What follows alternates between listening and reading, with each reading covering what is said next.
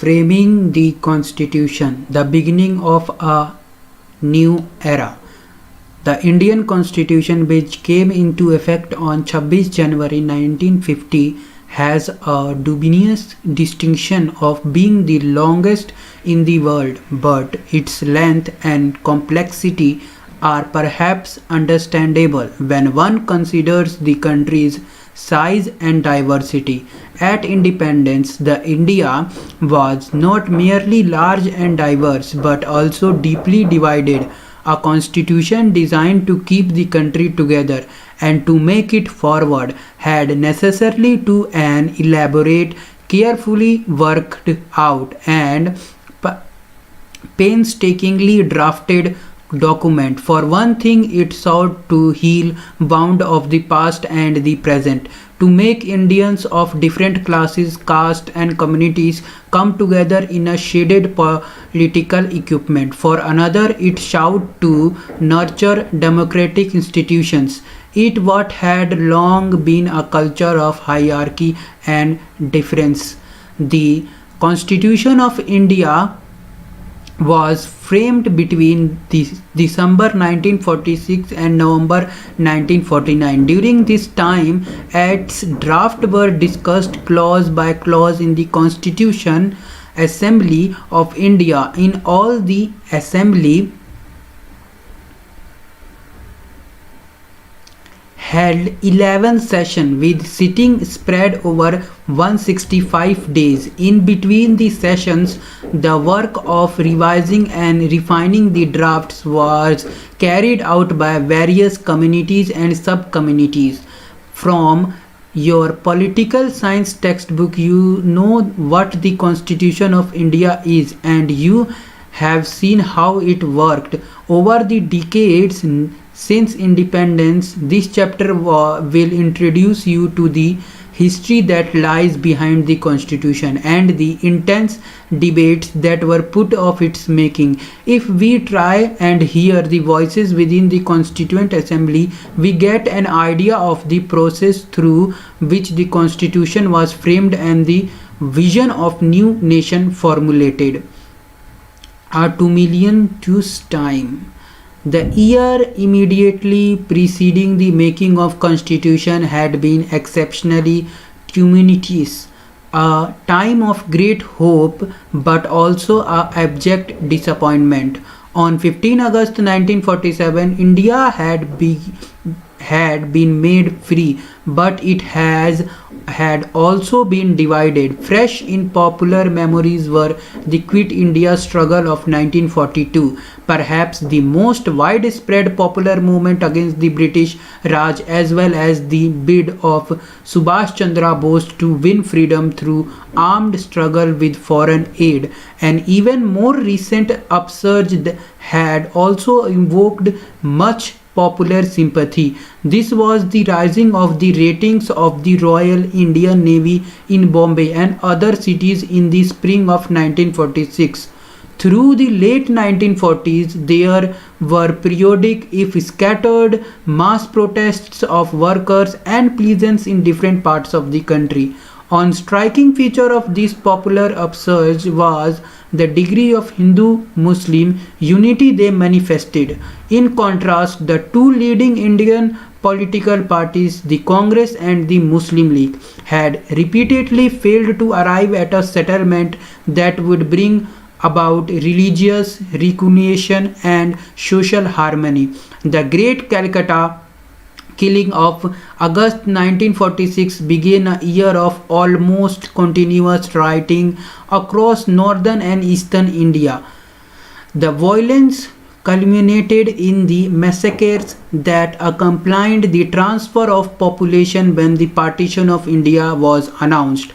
On Independence Day, 15 August 1947, there was an outburst of joy and hope, unforgettable for those who lived through that time. But numerous Muslims in India and Hindus and Sikhs in Pakistan were now faced with a cruel choice: the treat of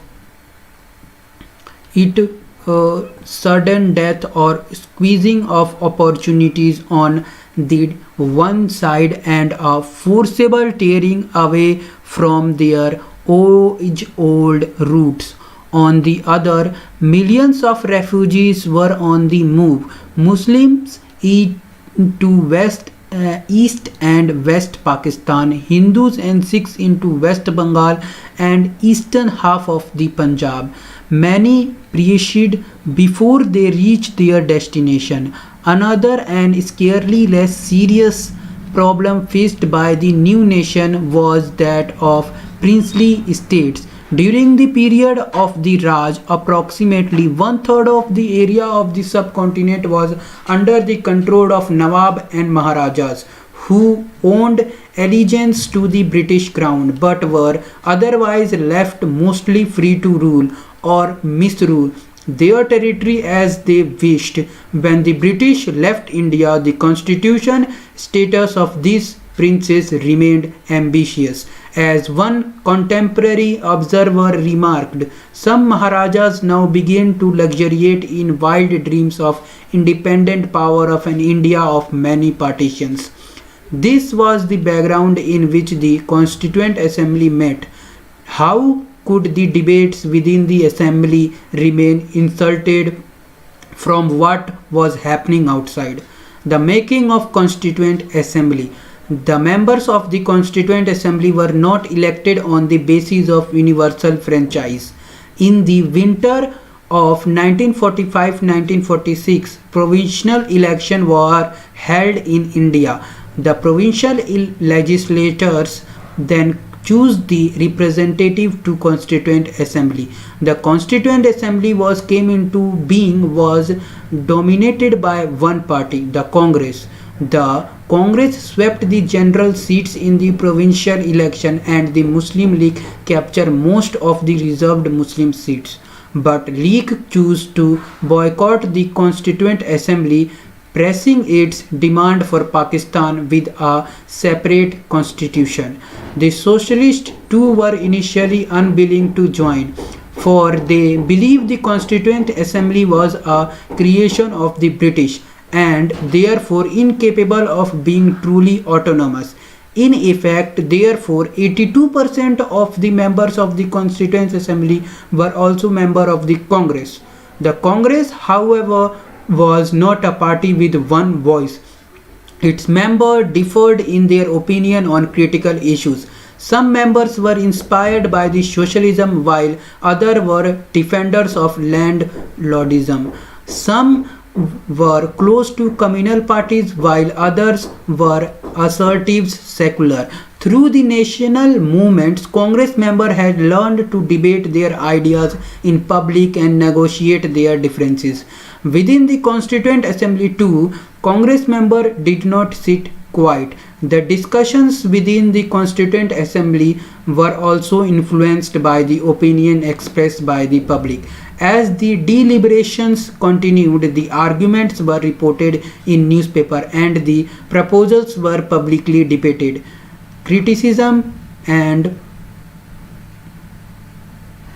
counter-criticism in the press in turn shaped the nature of consensus that was ultimately reached on a specific issue. In order to create a sense of collective participation, the public was also asked to send their views on what needed to be done. Many of the linguistic minorities wanted the protection of their mother tongue. Religious minorities asked for special safeguards while Dalits demanded an end to all caste oppression. And reservation of the seats in government bodies, important issue of the cultural rights and social justice raised in these public discussion were debated on the floor of the assembly. The dominant voices. The Constituent Assembly had 300 members. Of these, 6 members played particularly important roles. There were representatives of the Congress, namely Jawaharlal Nehru, Vallabhbhai Patel and Rajendra Prasad. It was Nehru who moved the crucial objectives resolution as well as resolution proposing that the national flag of India be a horizontal tricolor of saffron. White and dark green is equal proportion. with a wheel in the navy blue at the center. Patel, on the other hand, worked mostly behind the scenes, playing a key role in the drafting of several reports. They working to reconcile opposing points of view. Rajendra Prasad's role as president of the assembly, where he had to steer the discussion along constructive lines while making sure all members had a chance to speak. Besides this Congress trio, a very important member of the assembly was the lawyer and economist B.R. Ambedkar. During the period of British rule, Ambedkar had been a political opponent of the Congress, but on the advice of Mahatma Gandhi, he was asked at independence to join the Union cabinet as law minister. In this capacity, he served as chairman of the drafting committee of the Constitution. Serving with him were two other lawyers, K.M. Munshi from Gujarat and Aladi Krishnaswamy Iyer from Madras, both of whom gave crucial inputs in the drafting committee drafting of the constitution. These 6 members were given vital assistance by the 2 civil servants. One was B.N. Rao, constitutional advisor to the government of India, who prepared a series of background papers based on close study of the political system obtaining in other countries. The other was the chief draftsman S.N. Mukherjee, who had a ability to put complex proposals in clear legal language. Ambedkar himself had the responsibility of guiding the draft constitution through the assembly. This took 3 years in all, with the printed records of the discussion taking up 11 bulky volumes. But while the process was long, it was also extremely interesting. The members of the Constituent Assembly were eloquent in expressing their sometimes very divergent points of view. In their representation, we can discern many conflict ideas of India, of what languages India should speak, of what political and economical system the nation should follow, of what moral values its citizens should uphold for disawe. B.R. Ambedkar presiding over a discussion of Hindu Code Bill. Basically, B.R. Ambedkar was opposing the Hindu Code Bill. The vision of the Constitution. On 13 December 1946, Jawaharlal Nehru introduced the Objectives Resolution. In the Constituent Assembly, it was a momentous resolution that outlined the defining ideas of the Constitution of Independent India and provided the framework within which the work of the constitution making was to proceed. It proclaimed India to be an independent sovereign republic, guaranteed its citizens justice, equality and freedom, and assured that adequate safeguards shall be provided for minorities, backward, the tribal areas and depressed and other backward classes. After outlining these objectives, Nehru placed the Indian experiment in a broad historical perspective. As he spoke, he said his mind went back to the historic efforts in the past to produce such documents of right. We are not going just to copy. This is what Jawaharlal Nehru said in his famous speech of 13 December 1946. My mind goes back to the various constituent assemblies that had gone before, and of what took place at the making of the great American nation, when the fathers of the nation met and fashioned out a constitution which has stood and test of so many years, more than a century and a half, and of the great nation which was resulted, which has been built on the basis of that constitution. My mind goes back to that mighty revolution which took place all over 150 years ago, and to the Constituent Assembly that met in the gracious and lovely city of Paris, which has fought so many battles for freedom, to the difficulties that the Constituent Assembly had, and to how the king and the other authorities came in its way, and still it's continued. The House will remember that when these difficulties came and even the room for a meeting was denied to the Constituent Assembly, they betook themselves to an open tennis court and met there and took the oath, which is called the oath of the tennis court, that they continued meeting in spite of kings, in spite of others, and did not depart till they had finished the task they had undertaken. Well, I trust that it is in the solemn spirit that we took our meeting here, and that we, too, whether we meet in this chamber or the other chambers, or in the fields or in the marketplace, will go on meeting and continue our work till we have finished it. Then my mind goes back to a more recent revolution which rise to a new state, a new type of state, the revolution that took place in Russia, out of which has arisen the Union of the Soviet Socialist Republics, another mighty country which is playing a tremendous part in the world. Not only a mighty country, but for us is India, a neighboring country. So our mind goes back to these great examples, and we seek to learn from their success and to avoid their failures.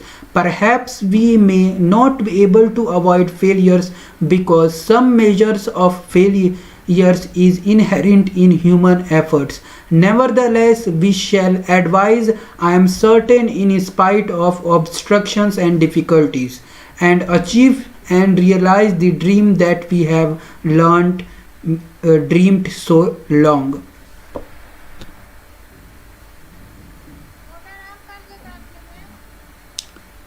ठीक है.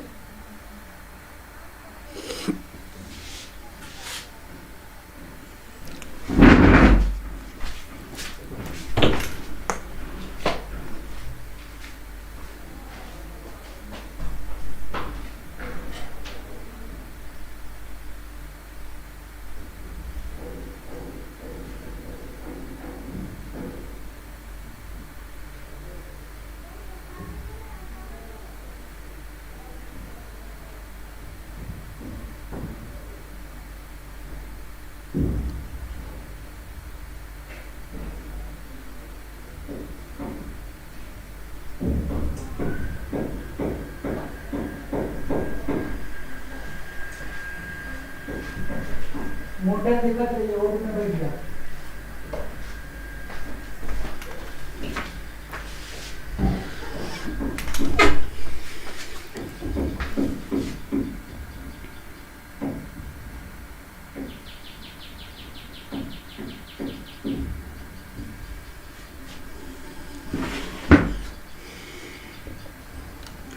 We say that it is our firm and solemn resolve to have an independent sovereign republic. India is bound to be sovereign, it is bound to be independent, and it is bound to be a republic.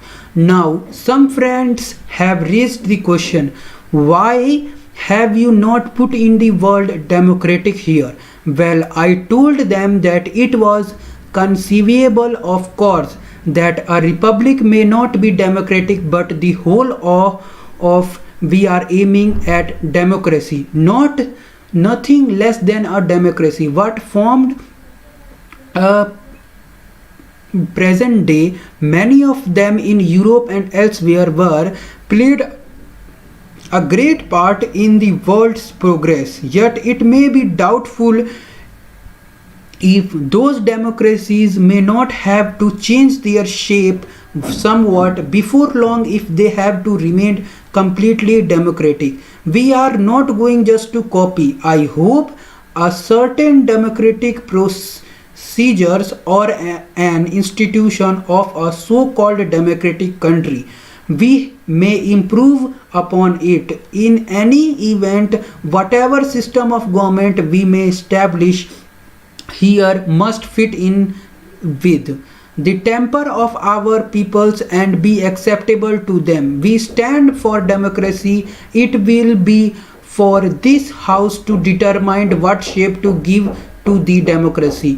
The fullest democracy. I hope the house will notice that in this resolution, although we have not used the word democratic because we thought it is obvious that the word republic contains that word, that we did not want to use unnecessary words and redundant words.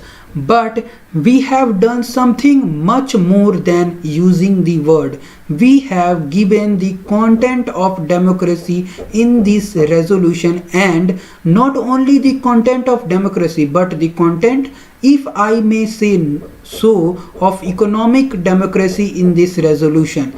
Others might take an objection to this resolution on the grounds that we have not said that it should be a socialist state. Well, I stand for socialism and I hope India will stand for socialism, and that India will go towards the constitution of a socialist state, and I do believe that the whole world will have to go that way.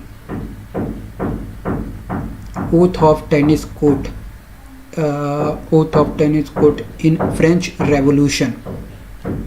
Nehru's speech. Source 1. Merits careful scrutiny.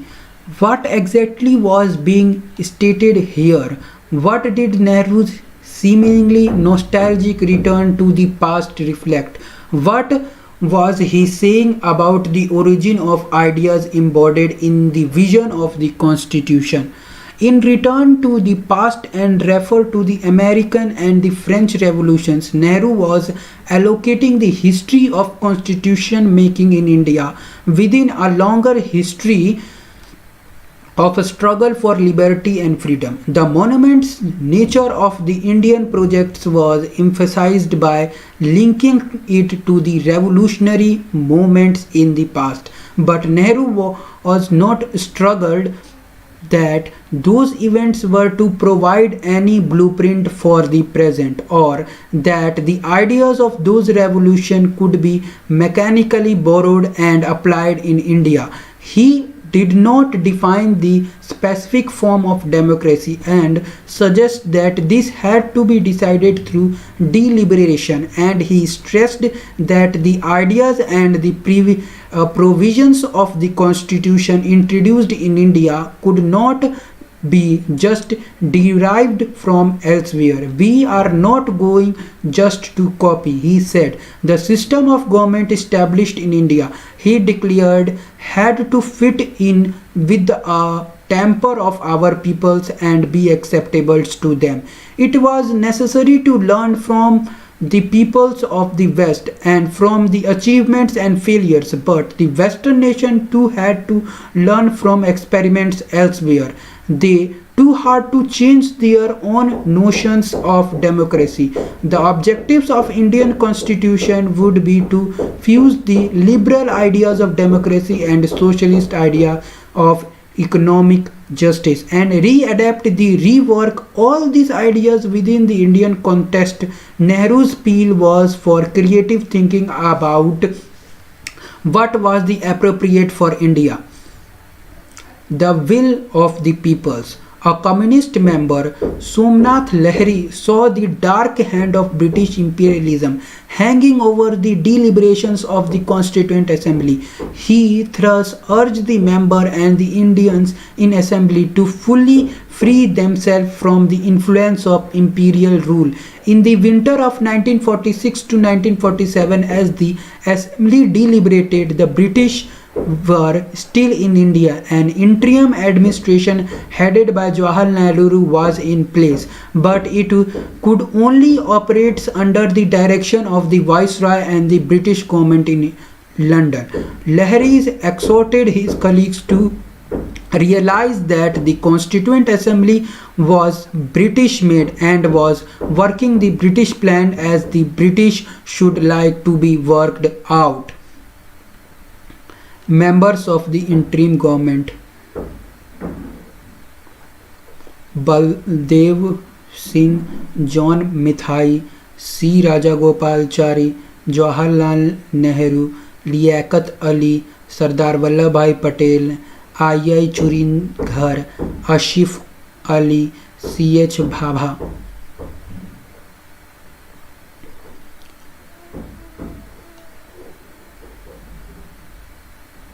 Jagjeevan Ram, Ghaffar Ali Khan, Rajendra Prasad, Abdul Nishtar. Source 2: That is very good, sir. Bold words, noble words. Somnath Lahiri said, well, sir, I must congratulate Pandit Nehru for the fine expression he gave to the spirit of the Indian peoples when he said that no imposition from the British will be acceptable by the Indian peoples. Imposition would be resented and the objected to. He added that if needed be, we will walk the valley of struggle. That is very good, sir. Bold words, noble words. But the point is to see when and how are going to apply the challenges. Well, sir, the point is that the imposition is here right now. Not only the British plan made any future constitution independent on a treaty satisfactory to the Britishers, but its suggestions that for every little difference you will have to run to the federal courts or dance attendance there in England, or to call on the British Prime Minister Clement Attlee or someone else. Not only it is a fact that the Constituent Assembly, whatever plans may be hatching, we are under the shadow of the British guns, British army, their economic and financial struggle, which means that the final power is still in the British hand and the question of power has not yet been finally decided, which means the future is not yet completely in our hands. Not only that, the statements made by Attlee and the others recently have made it clear that if needed to, there will be even threaten you and division entirely. This means, sir, there is no freedom in this country, as Sardar Bhai Patel put it some days ago. We have freedom only to fight among ourselves. That is the only freedom we have got. Therefore, our humble suggestion is that it is not a question of getting someone thing by working out this plan, but to declare independence here and now and call upon the interim government, call upon the peoples of India to stop fratricides, warfare and took our against its enemy, which still has the whip hand, the British imperialism, and go together to fight it and then resolve our claims afterward when we will be free. Nehru admitted that most nationalist leaders had wanted a different kind of constituent assembly. It was also true in a sense that British government had a hand in its birth, and it has attached certain conditions within which the assembly had to be functioned. But, emphasized Nehru, you must not ignore the source from which this assembly derives its strength. Nehru added, governments do not come into being by state papers. Governments are in fact the expression of the people's of expression will of the people. We have met here today because of the strength of the people behind us, and we shall go as far as the people, not of any party or group, but the people as a whole shall wish us to go. We should therefore always keep in mind the passions that lied in the hearts of the masses of Indian peoples and try to fulfill them. The Constituent Assembly was expected to express the aspirations of those who had participated in the movements of independence, democracy, equality, and the justice were ideals that had become ultimately associated with social struggles in India. Since the 19th century, when the social reformers in the 19th century opposed child marriage and demanded that widow be allowed to remarry, they were plead for social justice. When Swami Vivekananda campaigned for a reform of Hinduism, he wanted religious to become more just. When Jyotiba Phule in Maharashtra pointed to suffering of the depressed caste or communist and socialist organized workers and peasants, they were demanding economic and social justice. The national movement against a government that was seen as oppressive and illegitimate was inevitable, a struggle for democracy and justice, for citizens' rights and equality. In fact, as the demands of representation grew, the British had been forced to introduce a series of constitutional reforms. A number of acts were passed: 1909, 1919 and 1935.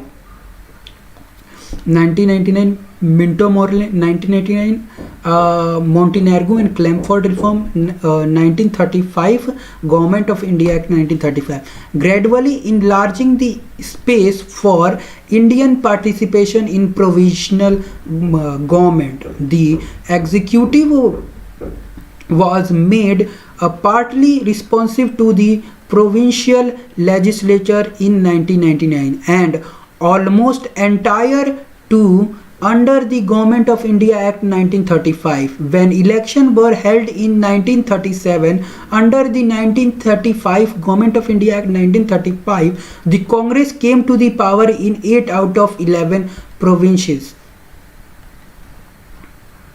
Edwin Montenegro left, and the Montenegro and Chelmsford.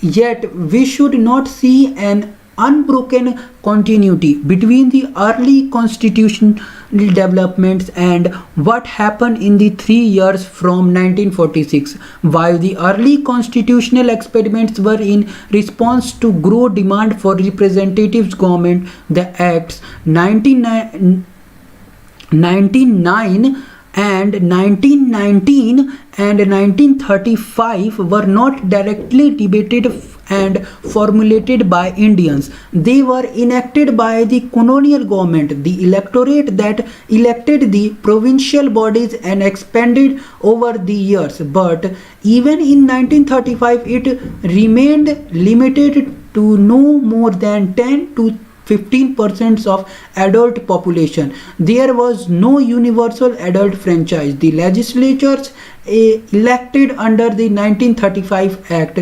operated within the framework of colonial rule and were responsible to the governor appointed by the British. The vision that Nehru was trying to outline on 13 December 1946 was of the constitution of an independent sovereign republic of India, defining rights.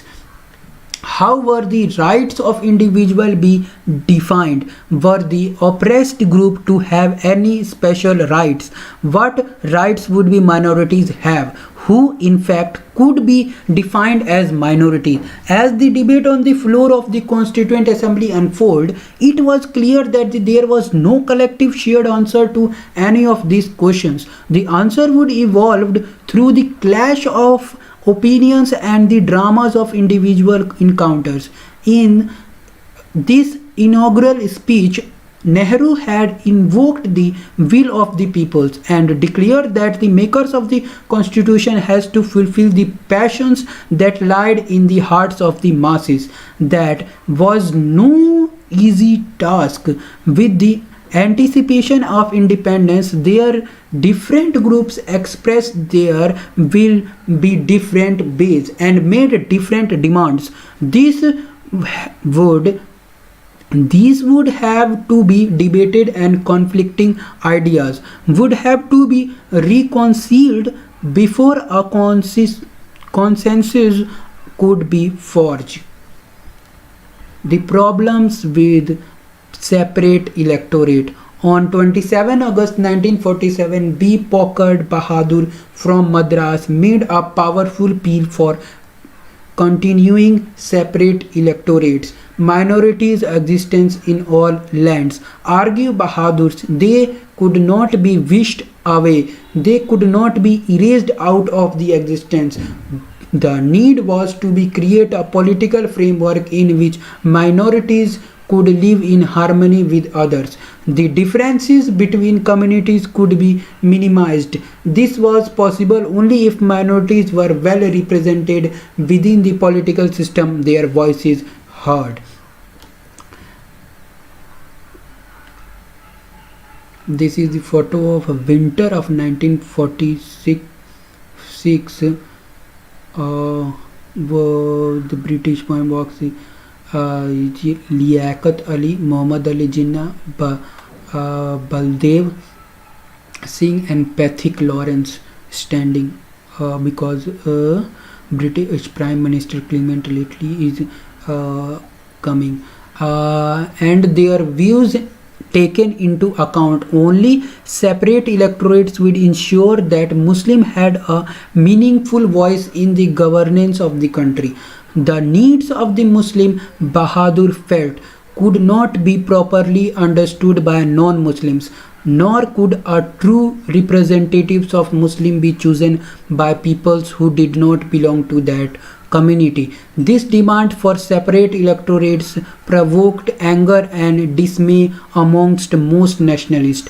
In the passionate debate that followed, a range of arguments were offered against the demand. Most nationalists saw separate electorate as a measure deliberately introduced by the British to divide the peoples. The English played their game under the cover of the safeguards. R.V. Dhunukar told Bahadur, with the help of it they argued you the minorities too long lull. Give it up now. Now there is no one is misguide you. Partition had made nationalists fervently opposed to the idea of separate electorates. They were haunted by the fear of continued civil war, riots and violence.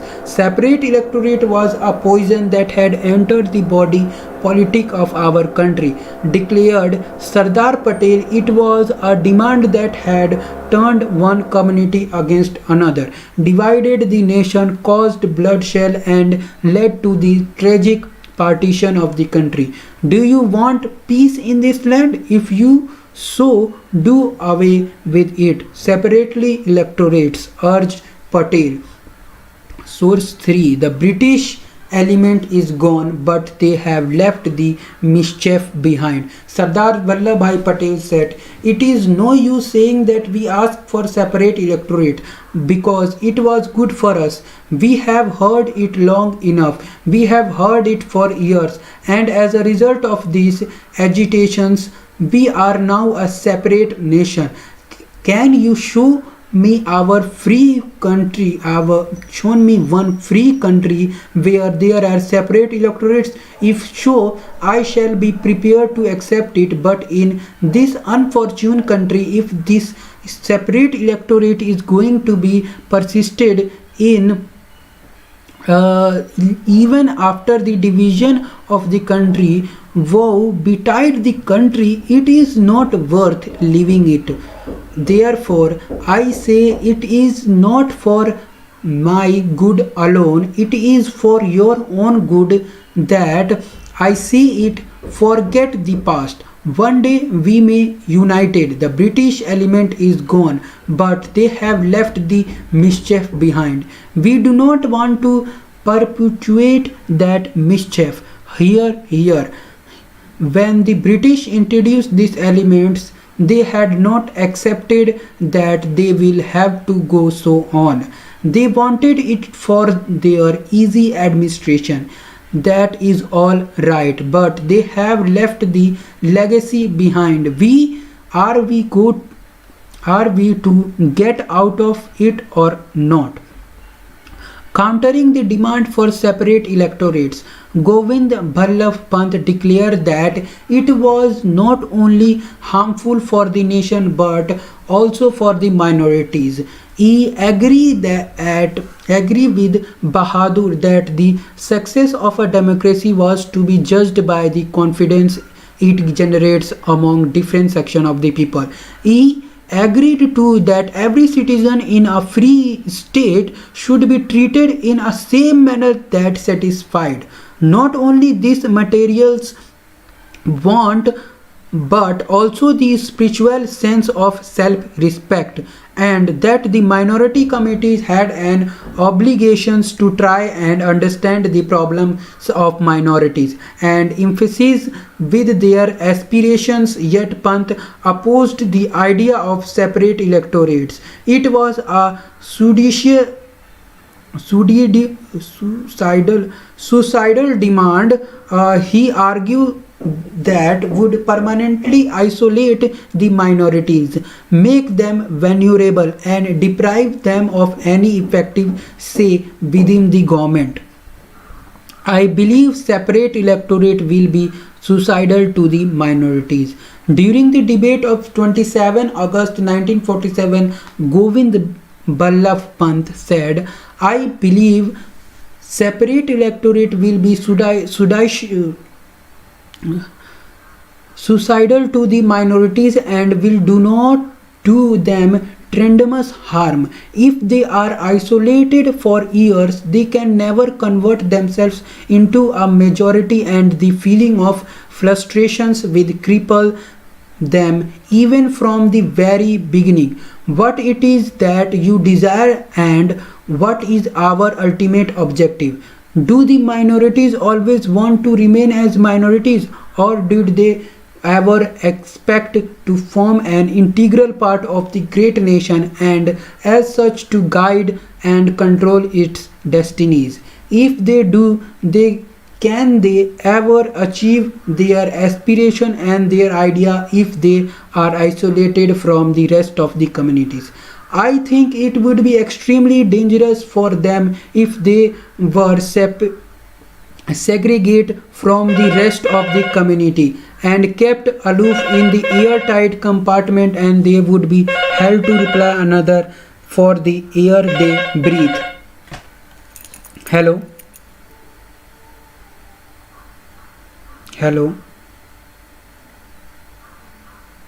Hold.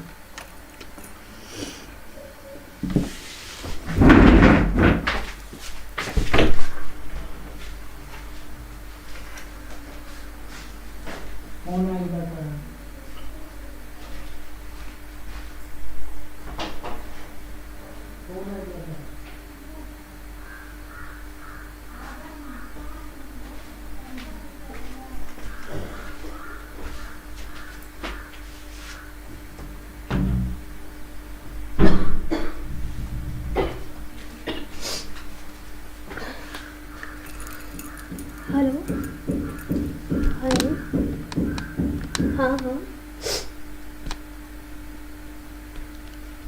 हाँ बोलिए ना।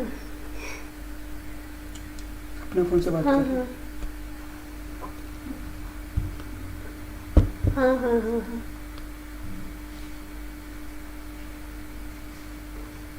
अच्छा, तो मतलब दो जगह बनाया हुआ है ना, वैसे नहीं है ना?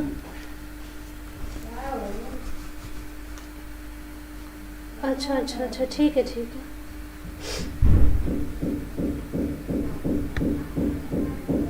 ठीक है ठीक है ठीक है, ओके ठीक है okay.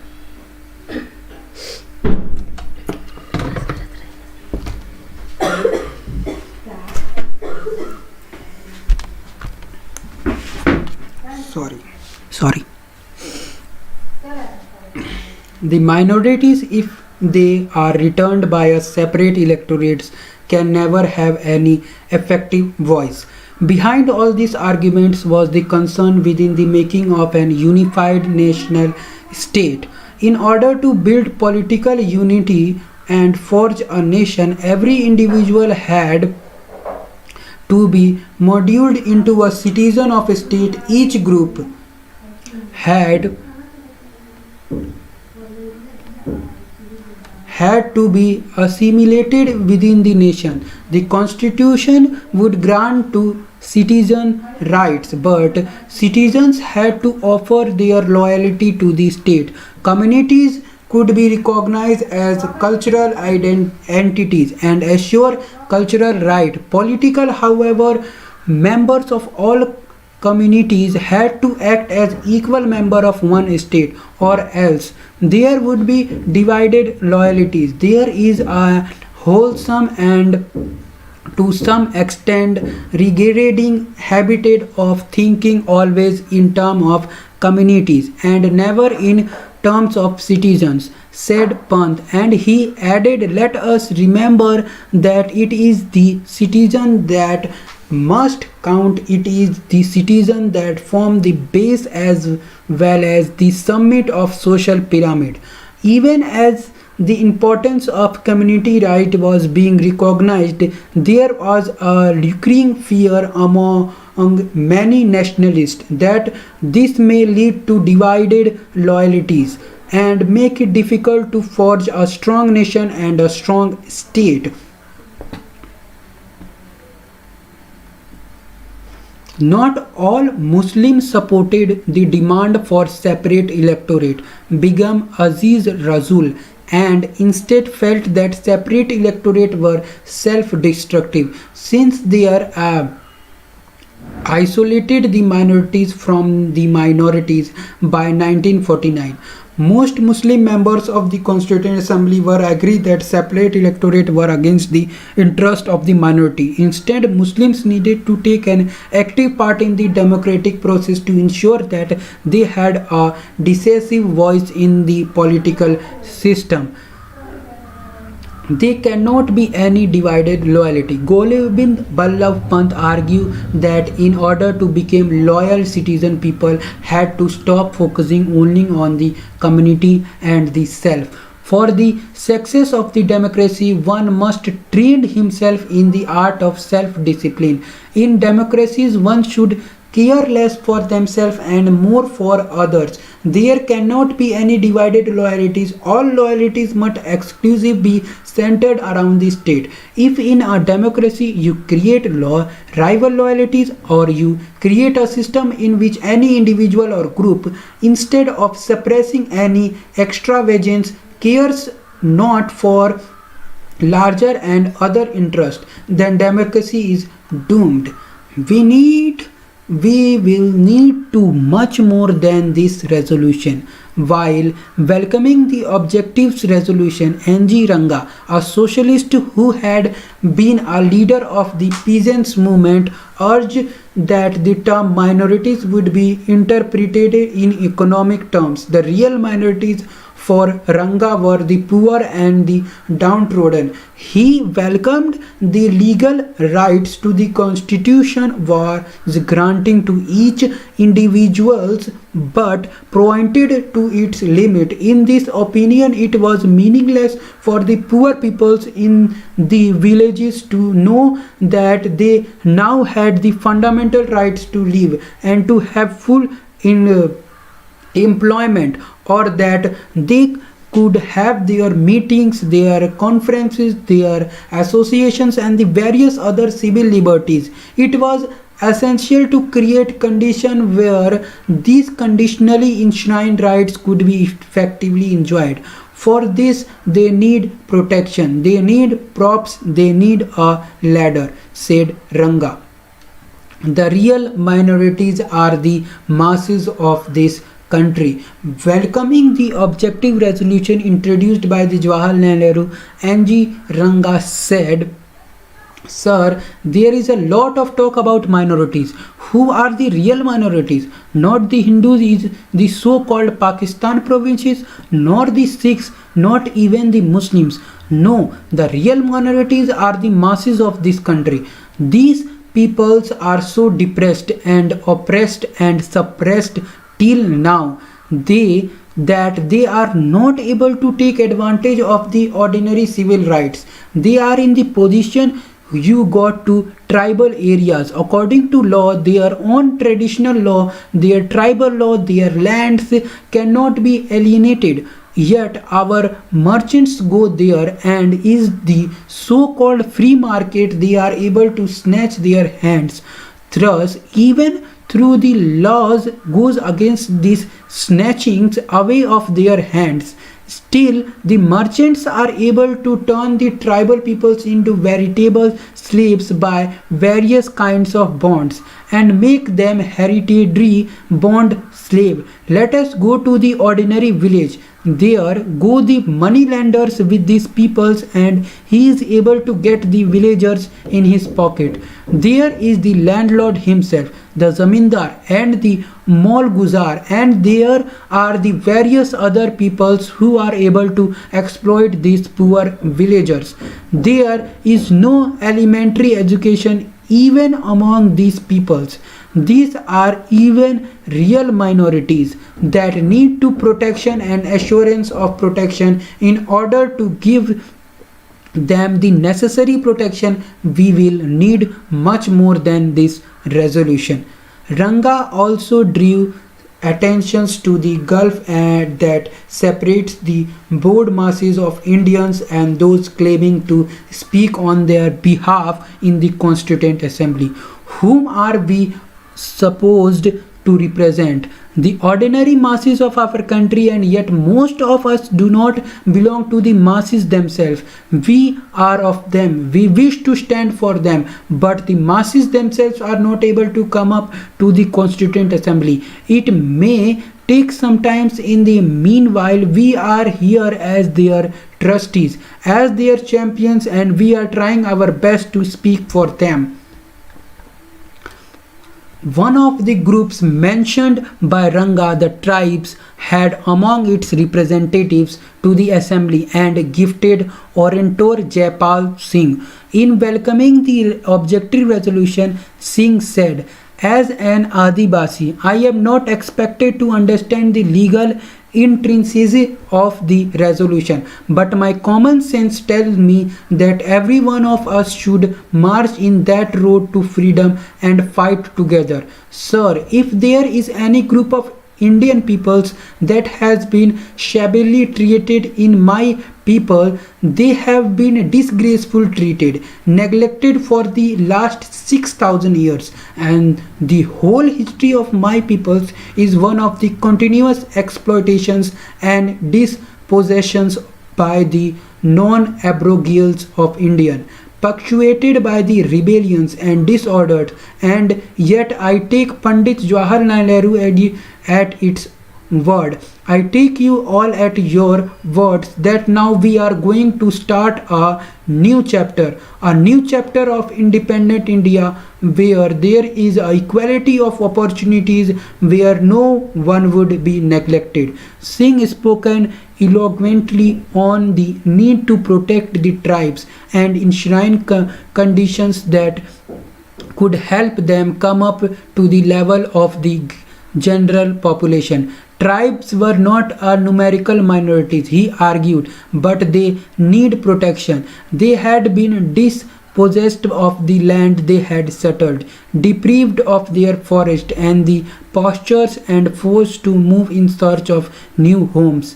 Perceiving them as primitive and backward, the rest of societies had turned away from them, spurned them. He made a moving appeal for breaking the emotional and physical distance that separated the tribes from the rest of society. Our point is that you have got to mix with us. We are willing to mix with you. Singh was not asking for separate electorates, but he felt that reservation of seats legislature was essential to all tribes to represent themselves. It would be a way, he said, of compelling others to hear the voice of tribals and come near them.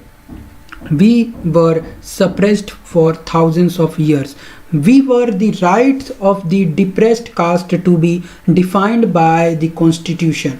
During the national movements, Ambedkar had demanded separate electorates for the depressed castes, and Mahatma Gandhi had opposed it, arguing that this would permanently segregate them from the rest of society. How could the Constituent Assembly resolve this opposition?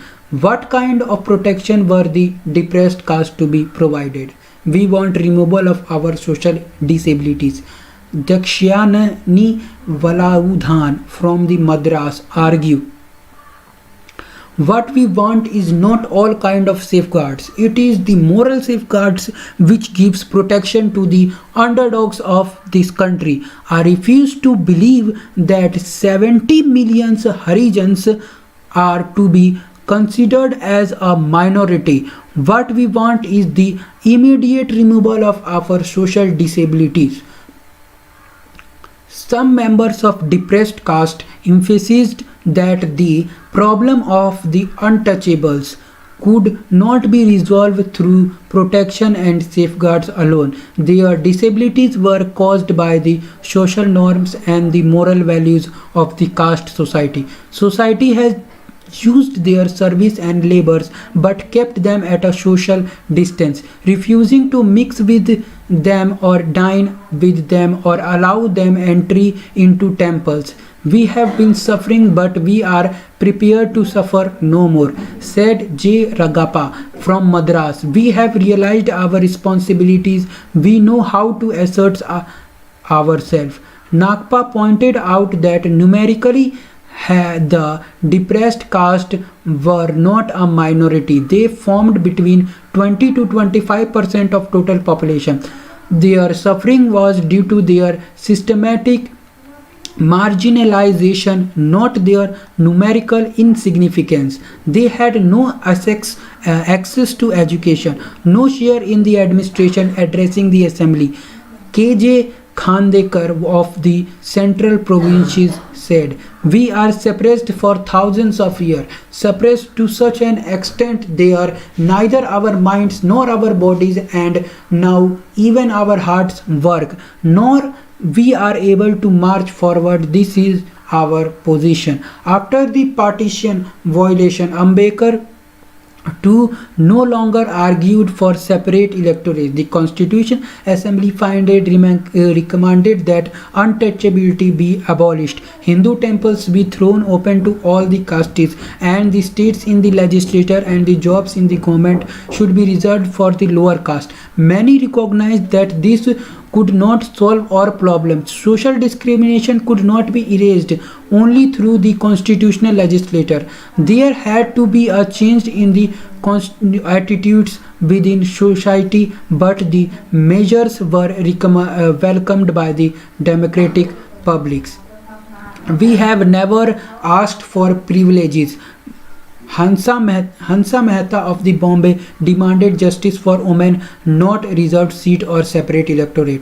We have never asked for privileges. What we have asked is the social justice, economical justice and political justice. We have asked for that equality which alone can be the basis of mutual respect and the understanding, without which real cooperation is not possible between men and women.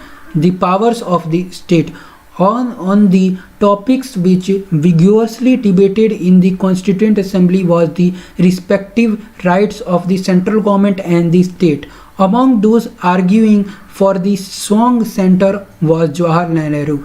As he put it in a letter to the President of the Constituent Assembly, now that partition is a settled fact, it would be injurious to the interest of the country to provide for a weak central authority which would be incapable of ensuring peace, of coordinating vital matters of the common concern, and of speaking effectively for the whole country in the international sphere.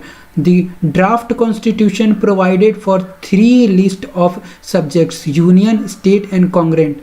The subjects in the first list were to be preserved of the central government, while those in the second list were vested for the states. As for the third list here, central and state share their responsibilities. However, many more items were placed under the exclusive union control than in the other federations, and more placed in the concurrent list too that desired by the provinces. The union also had control of minerals and the key industries. Beside, Article 356 gave the center the power to take over a state administration on the recommendation of the governor. The constitution also amended Article 356 state emergency, and Article 352 national emergency, and 360 is financial emergency, which never came into before. 356 is firstly came into PEPS, Punjab and East Patiala State Union, which is currently Haryana, Punjab and Himachal Pradesh. The constitution also mandate for a complex system of physical federalism. In the case of some taxes, for instance custom duties and the company taxes, the central retained all the proceeds. In the other cases, such as income tax and excise duties, it shared them with the states. In still other cases, for instance estate duties, it assigned them wholly to the states. The states meanwhile could leave and collect certain taxes on their own. This includes land and property taxes, sale taxes, and the hugely profitable tax on the bottled liquid. The center is likely to break. The rights of these states were most elongantly defended by the K. Sangtham from Madras. A reallocation of power was necessary, he felt, to strengthen not only the states but also the center. There is almost an obsession that by adding all kind of powers to the center we can make it strong. This was the misconception, said Santhanam. If the center was overburdened with the responsibilities, it could not function effectively. By revealing it of the sum of its function and transferring them to the states, the center could in fact be made stronger. As for the states, Sangtham felt that the proposed allocation of power could cripple them. The physical provision could improvise the provinces, since most taxes except land revenue had been made the preserve of the center. Without financial, how could the state undertake any project of the development? I do not want any constitution in which the units has to come to the center and say I cannot educate my peoples, I cannot give sanitations, give me a dole for the improvement of roads, of industries. Let us rather wipe out the federal system and let us have unitary system. Santham predicted a dark future if the proposed distribution of power was adopted without further security. In a few years, he said, all the provinces would rise in revolt against the center. Many others from the provinces echoed the same fears. They fought hard for few items to be put on the concurrent and union list. A member from Odisha warned that the center is likely to break since powers had been excessively centralized under the constitution. What we want today is a strong government. They argued for the great power to be provinces, provoked a strong reaction in the assembly. The need for a strong center and had been underlined on numerous occasions since the Constituent Assembly had begun its sessions.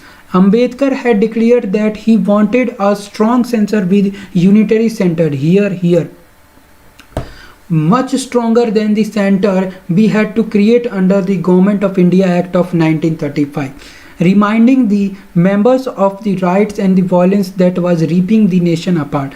Many members has repeatedly stated that the powers of the center had to be greatly strengthened to able to stop to the communal frenzy. Reacting to the demands for giving power to the provinces, Gopal Swami Iyer declared that the center should be made as strong as possible. One member from the United Province, currently Uttar Pradesh, Balkrishna Sharma, reasoned at length that only a strong center could plan for the well-being of the country, mobilize the available available economic resources, establish a proper administration, and defend the country against foreign aggression. Before partition, the Congress had agreed to grant considerable autonomy to the province. This had been part of an effort to ensure the Muslim League that within the province where the Muslim League came to power, the center would not interfere. After partition, most nationalists changed their position because they felt that the earlier political pressures for the decentralized structure were no longer there. There was already a unitary system in place imposed by the colonial government. The violence of the time gave a future push to the centralization, now seen as necessary both to the forestall chaos and to plan for the country's economic development. The Constitution thus showed a distinct bias towards the right of the Union of India over those of its constituent state. The language of the nation. Now could the nation be forged when the people in different regions spoke different languages, each associated within its own cultural heritage? How could people listen to each other or connect with each other if they did not know each other language? Within the Constitution Assembly, the language issue was debated over many months and often generates intense arguments.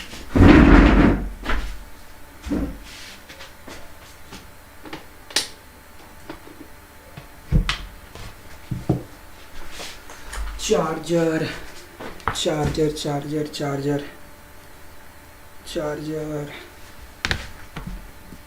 Wait for 2 minutes. I'm just putting my charger.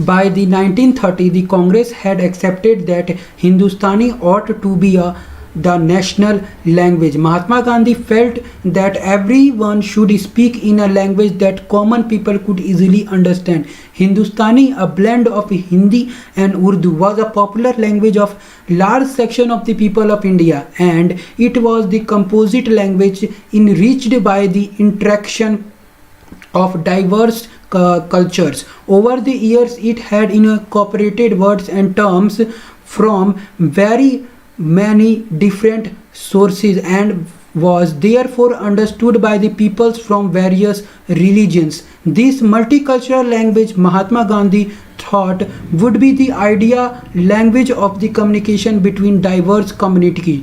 It could unify Hindu and Muslims and the people of the north and the south. From the end of the 19th century, however, Hindustani as a language had been gradually changing as communal conflicts deepened. Hindi and Urdu also started growing apart. On the one hand, there was a move of Sanskritized Hindi, purging it of all words of Persian and Arabic origin. On the other hand, Urdu was being increasingly Persianized. As consequences, language became associated with the politics of religious identities. Mahatma Gandhi, however, retained his faith in the composition character of Hindustani.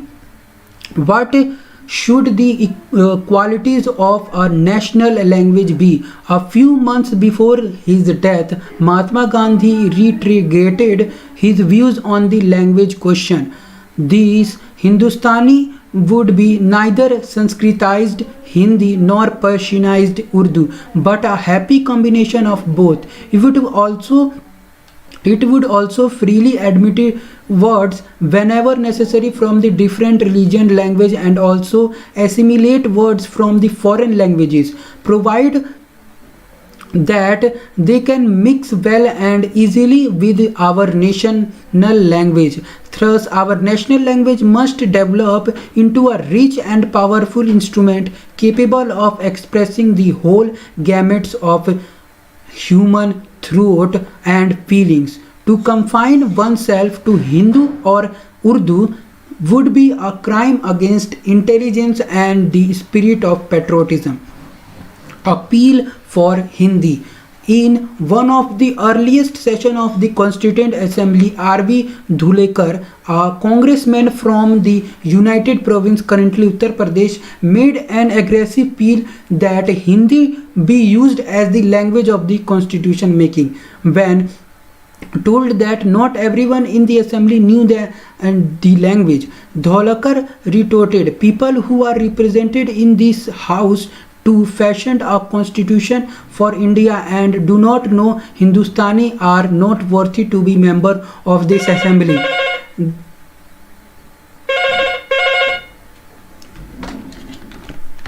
Hello,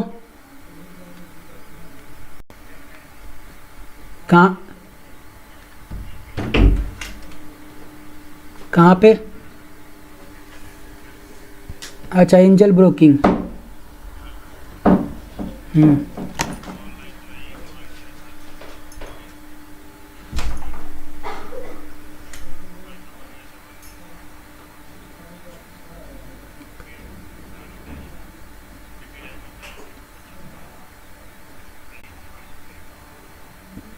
number से हो जाएगा कि email ID से, number से कि email ID से।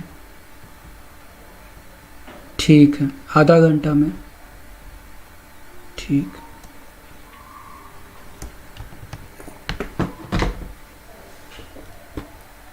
Appeal for Hindi. In one of the earliest sessions of the Constituent Assembly, R.V. Dhulekar, a congressman from the United Province, currently Uttar Pradesh, made an aggressive appeal that Hindi be used as the language of the constitution making. When told that not everyone in the assembly knew that the language, Dhulekar reported, people who are represented in this house to be fashioned a constitution for India and do not know Hindustani as not worthy to be members of this assembly. They better leave. As the house broken up in the accommodation over these remarks, Dhulekar proceeded with his speech in Hindi. On this occasion, peace in the house was restored through Jawaharlal Nehru intervention, but the language issue continued to disrupt proceeding and the agitating members over the subsequent 3 years.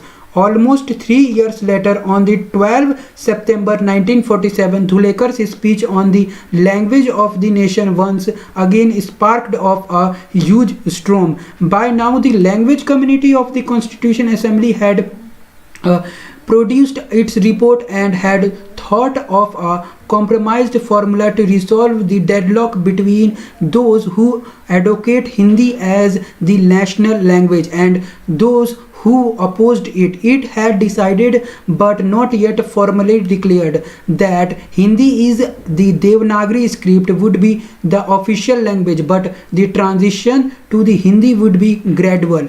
For the first 15 years, English would continue to be used for the all official purposes. Each province was to be allowed to choose one of the regional language for the official work within the province. By referring to Hindi as the official rather than the national language, hope to placate ruffled emotion and arrived at solution that would be acceptable to all. Dhulekar was not one who liked such an attitude of reconciliation. He wanted Hindi to be declared not an official language but a national language. He attacked those who protest that Hindi was being forced on the nation, mocked at those who said the name of Mahatma Gandhi, the Hindustani, rather than Hindi ought to be the national language. Sir, nobody can be more happy than myself that Hindi has become the official language of the country. Some say that it is a concession to the Hindi language. I say no, it is a consummation of the historic process. What practicality perturbed many people, many members was the tone in which Dhulekar was argued. This case several times during this speech, the president of the assembly interrupted Dhulekar and told him, I do not think you are advancing your case by speaking like this. But Dhulekar continued nonetheless.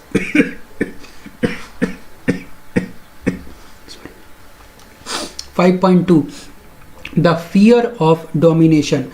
A day after Dhulekar spoke, Srimati G. Durgabai from Madras explained her worried about the ways the discussion was developing. Mr. President, the question of national language for India, which was an almost agreed proposition until recently, was sudden became a highly controversial issue.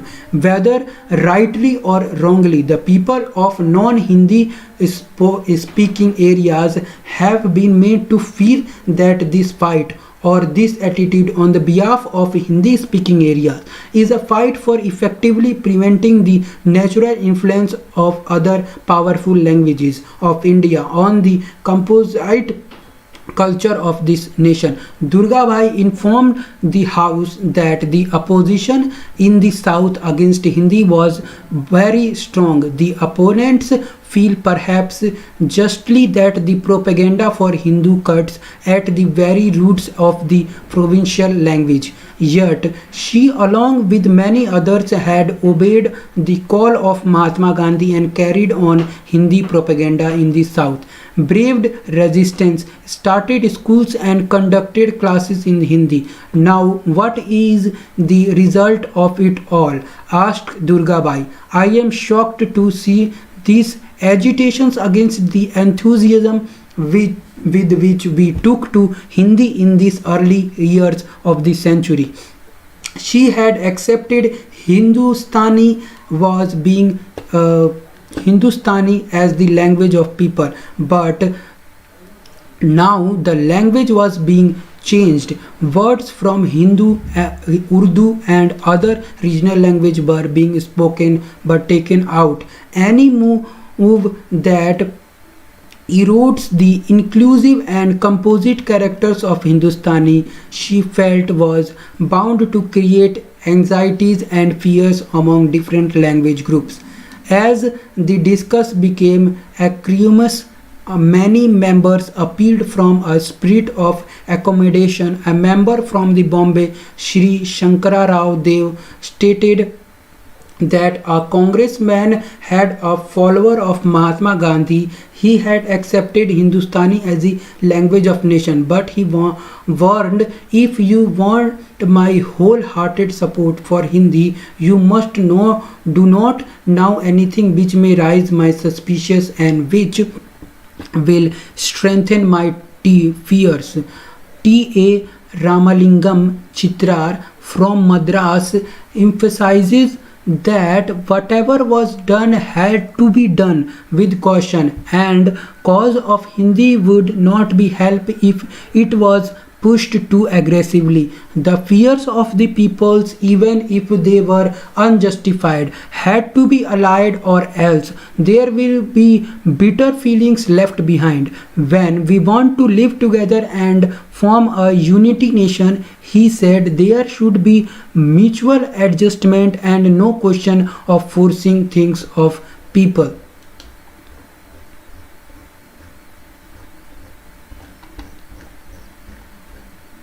The Constitution of India thus emerged through a process of intense debate and discussion. Many its provisions were arrived at through a process of give and take by forging a middle ground between two opposed positions. However, on one central feature of the constitution, there was sustained agreement. This was on granting of the vote to every adult Indian.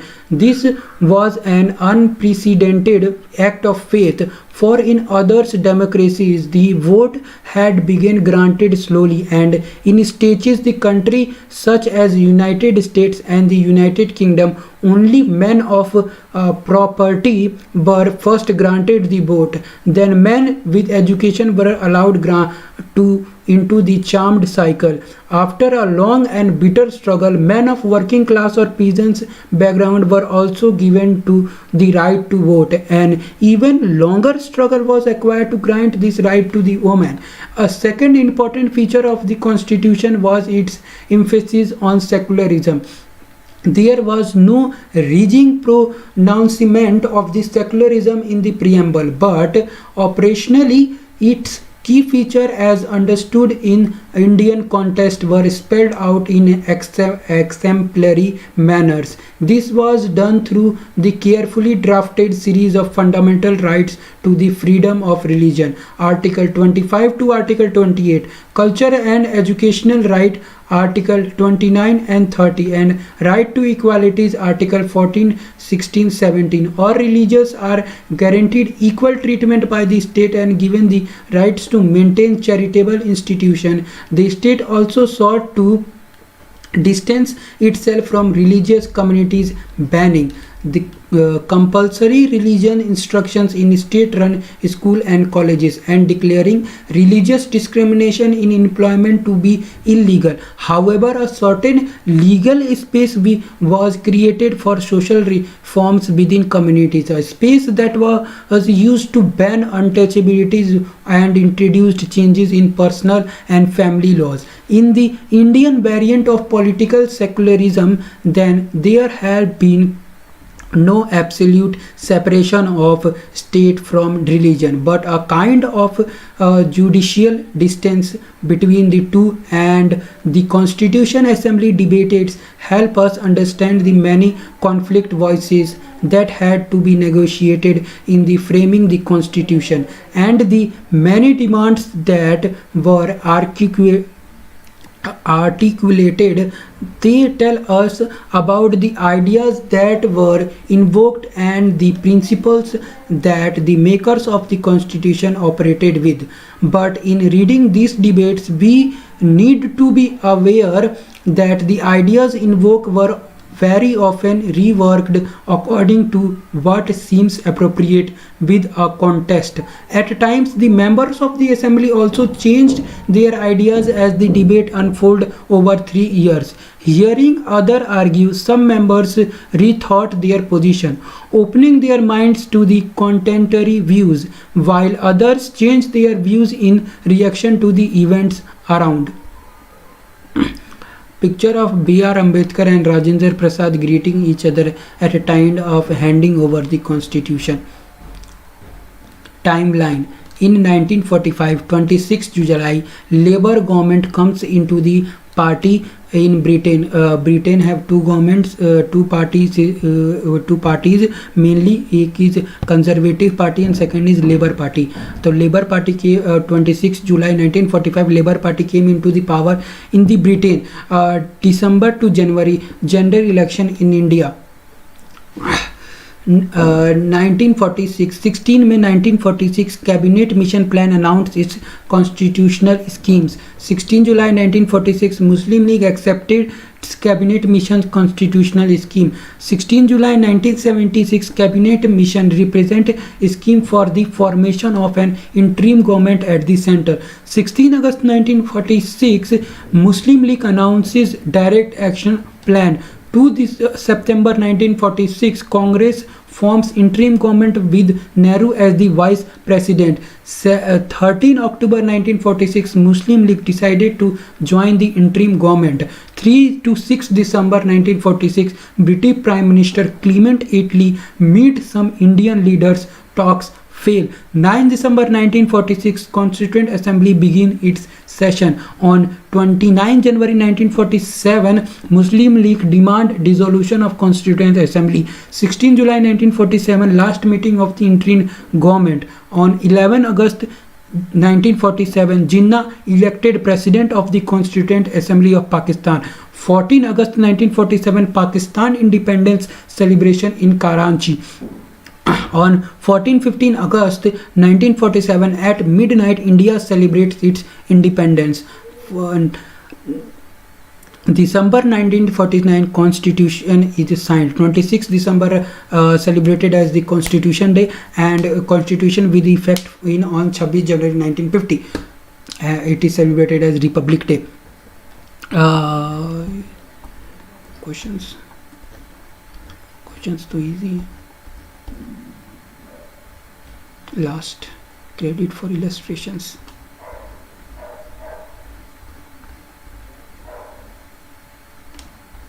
Khatam. Book is finished. Completed the book.